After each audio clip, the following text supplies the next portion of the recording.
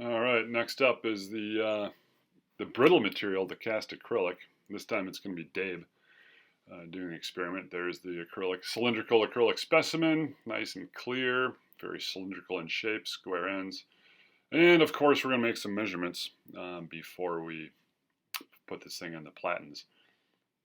This particular one would be impossible to measure the length of it before it goes in the platens. And it looks like it's hard to read that. But you can see the 1 and then the 3. So you can see a 1 and the 1 is the big one, and then the little 3 means it's at least 1.3, and it looks like about 0.5 something, 1.54, 1.35. Yeah, I don't know. It went too fast. I couldn't remember. 1.35 something.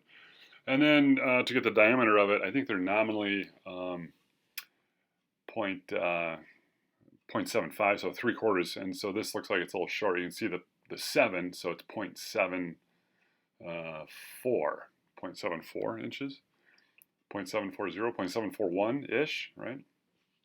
Every caliper is a little different, so you got to make sure you know how to read them. Make sure you zero it before you use it, too. And so now Dave's not as talented. He has to measure with his right hand and then write with his right hand. That's right, we still like him. He's a good guy.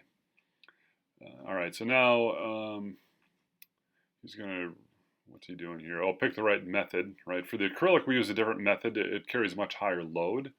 And so we'll go to the SMT, Structural Materials Testing Lab 307, ME307, and then the compression test for acrylic. Now you got to make sure to pick the right method. That's the .mss file. Remember, .mss file is not data, it's the method file.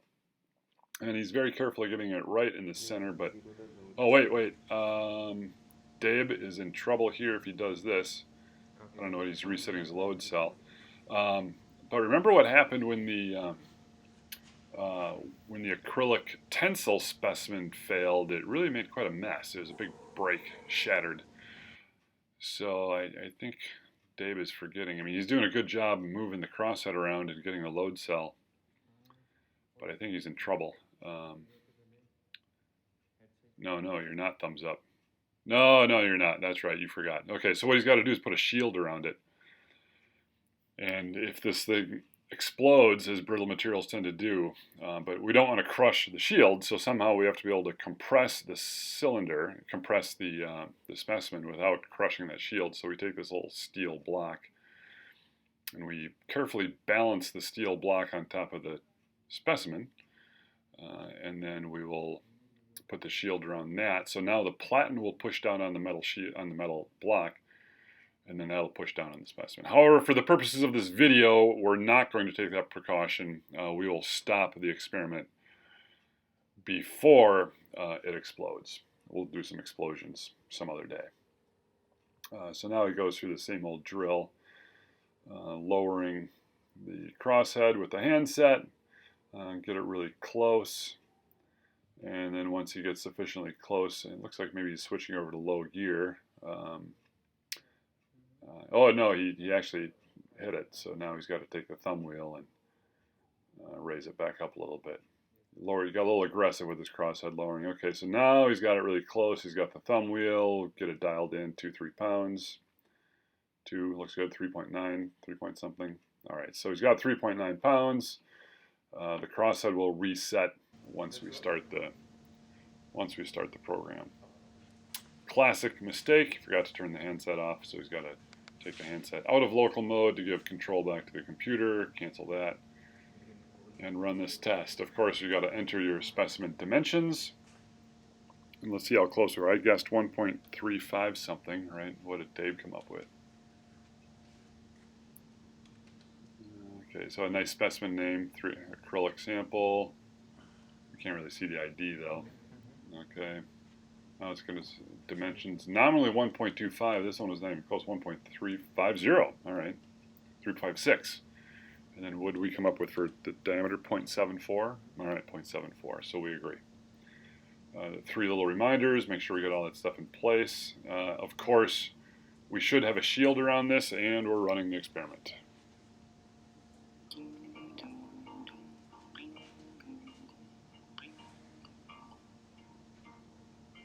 Olha que coisa mais linda, mas cheia de graça, ela, menina que vem, que passa, doce balanço, caminho do mar.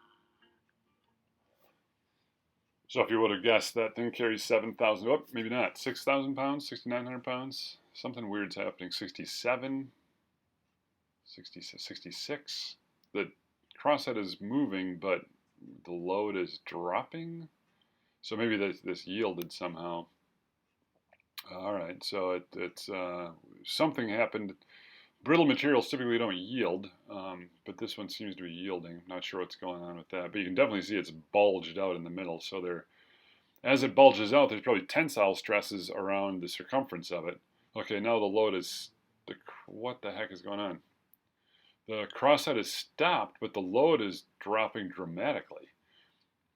So this is not a good example. Metals are really nice linear elastic materials. They behave just like springs, a linear spring, but this one, it's continuing to drop. I think it hit 6,300 pounds, 6,800 pounds. And even though the crosshead is not moving, the load is dropping. That's because this is behaving like a viscoelastic material, which is a word engineers like to use. You and I might call it springy and goopy simultaneously.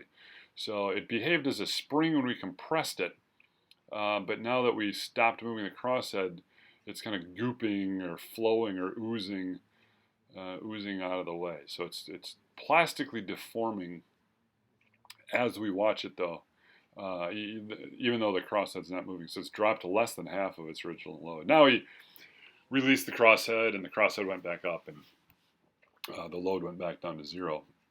But while it may look like it's not doing anything, I think what Dave is going to do now is lower the crosshead a little bit and maybe just touch the top of it. Yeah, okay, no load.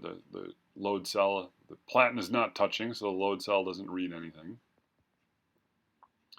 He's going to lower the crosshead down here until it just touches, and let's watch what happens. Yeah, it's hard to see from this angle if it's in fact touching or not. It looks like he's still down thumbing, thumbs down on the acrylic sample. Down thumbing until the crosshead touches. There he's got 90 pounds, 100 pounds. Maybe he's still low. Nope. I just saw his hand move. So he's no longer moving the crosshead, but look what's happening now. Yeah, you're not moving anything, Dave, but the load is still going back up, all right? So now this is like a spring, but it's very slowly, it's expanding back to its original shape, and it's applying more and more load to the upper platen, or both platens, I guess, as it does that. So pretty interesting behavior. This is a viscoelastic material, actually. It behaves brittly in tension, but when we put this thing in compression, it's got this viscoelastic characteristic to it. Visco means it flows, elastic means it acts like a spring, so it's kind of a fluid, kind of a solid. Viscoelastic. So now it looks like Dave is raising the crosshead back up, and we got no load on there anymore. Let's see what this sample looks like. Now I've got a bunch of these. We typically generate a couple hundred of these every semester. My kids like to play with them. They make great little lenses. But it will never return to its original shape. We have plastically deformed that, permanently deformed it. Never noticed all the bling on Dave's fingers. Look at that.